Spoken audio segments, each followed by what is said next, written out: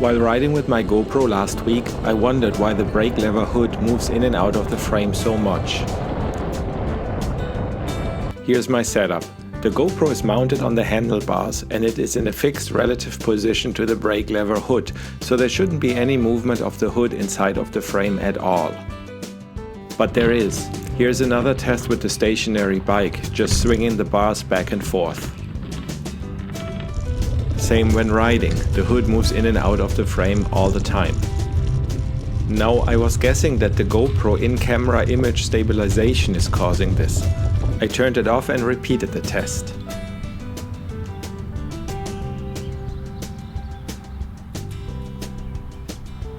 Handlebar move, and the hood's positioning inside the frame is fixed. Same when riding down my gravel driveway. The image is way more shaky as expected, but the hood no longer moves. And here's a side-by-side demonstration. For sure, the stabilized image is easier to watch and I will not record anything unstabilized. It is very interesting though to see how much the GoPro crops the picture to get a stabilized video.